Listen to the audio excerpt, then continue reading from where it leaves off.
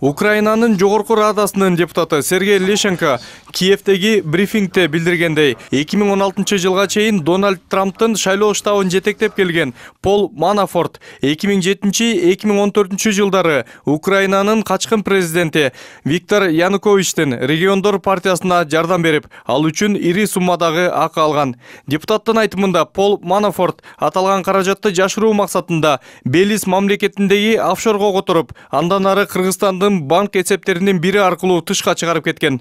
Жовтня 2009 року Биздин колубузга Манафорттун кеңеш берүүчү компаниясынын фирмалык бланктарынын көчүрмөсү келип түштү. Анда 2009 жылы 501 компьютер сатып алуу үчүн керектеген шылтоо менен $750 000 Белиздеги офшорлук компанияга которулганы көрсөтүлгөн. Ошол эле кезде региондор партиясынын төлөм китепчесинде Манафорттун аты жөнү көрсөтүлгөн жерде $750 000 деп жазылган. Иликтөөнүн натыйжасында Пол Манафорт Белиздеги офшорлук компанияны жана Кыргызстандагы банк эсебин колдонгону табылды. Булардын бардыгы мурдагы Украин президентинин алынган көмүскө акчаны адалдоо үчүн жасалган. Региондор партиясынын эсеп чоту жазылган бул китепче Манафорт ижарага алган кеңселердин бириндеги сейфтен табылган. Адистердин пикиринде арам акчаны адалдоо 2008-2009 жылдары ошол учурдагы президент Курманбек Бакиевдин уулу Максимдин өнөктөштөрүнө таандык каржылык мекемелери аркылуу ишке ашкан. Демек, буга ошол кездеги бийликтин колдоосу жана таасири болушу мүмкүн. Себеби Улуттук банк каржылык чалгындоо кызматтары сыяктуу мамлекеттик мекемелеринин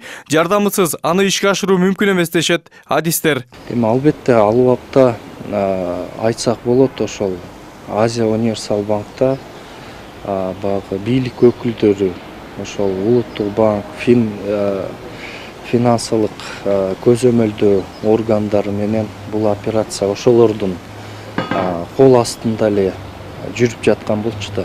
Ошол жылдарда мен ойлойм да, бул миллиондогон эмес, миллиарддаган эле акчалар ошол адалданган да, ошо Азия Универсал банктанчы.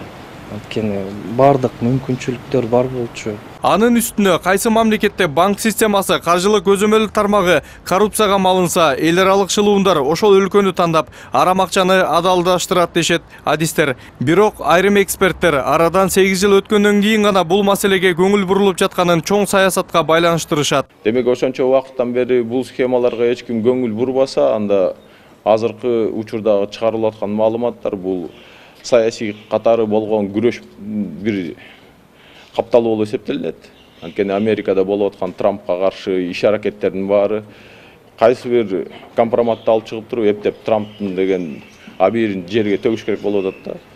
Анан бирок ошол жакта деген биздин Азия Универсал банк аркылуу өткөн акчалардын издери чыгып калганы, бул жөн эле саясий оюн болуп атат. Апрель окуясынан кийин мурдагы президент Курманбек Бакиевдин уулу Максим Бакиев жана анын өнөктөштөрү ээлик кылган айрым банктар аркылуу шектүү каржылык операциялар болгону аныкталган. Бул боюнча кылмыш иштери козголуп, алардын айрымдары сотко чейин жеткен. Анда Азия Универсал банк арам акчаны адалдаштыруу максатында түзүлгөнү белгилүү болгон.